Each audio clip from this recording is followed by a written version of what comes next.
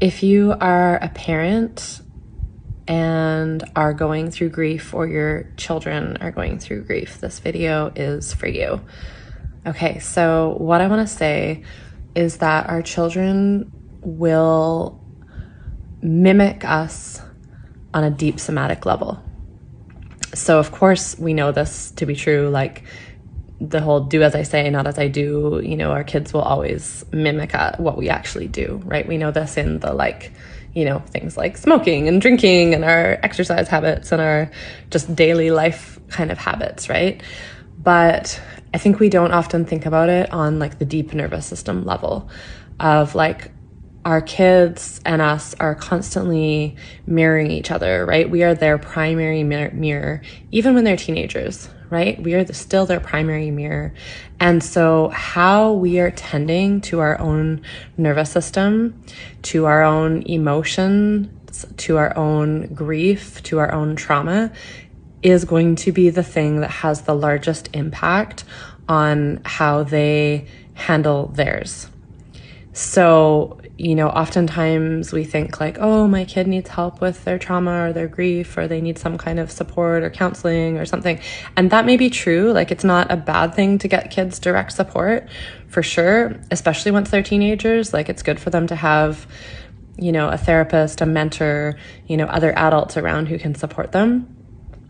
But you are still their main person. And so how you are tending to your nervous system is going to have the biggest impact. So often I have parents who are grieving come to me and they want to know how to help their kids. And I always have to say, like, it starts with you, right? It starts with you. And so sometimes there's a process of kind of reorienting to like, what is the priority here, right? Because we tend to, as parents, of course, want to prioritize our kids and try to like curate their lives and their environment in such a way that they can have what they need and, you know, be healthy and like have all their needs met and get to do fun things. And not to say that that isn't super important, but if we're always prioritizing them and their needs and never prioritizing ourselves and our own nervous system care, then they're actually not going to thrive in some of the ways that we want them to, right? In all the ways that we want them to.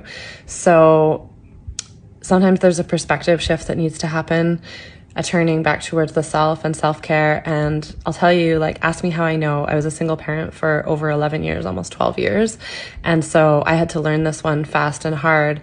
If I, as my son's only caregiver, only took care of him all the time, you know, which I did a lot, you know, devoted my energy in his direction. But if that's all I did and I never just like was like, okay, he's gonna like eat, you know, not an ideal dinner, or dinner's not going to be on time, or, you know, whatever, maybe he's not going to have a bath today, you know, whatever, those kind of things. If I'm not going to like let some of those things go in order to take care of myself, then like the whole ship would have gone down many years ago. So now he's 16 and he's taking care of himself a lot more and is a very actually emotionally intelligent human being.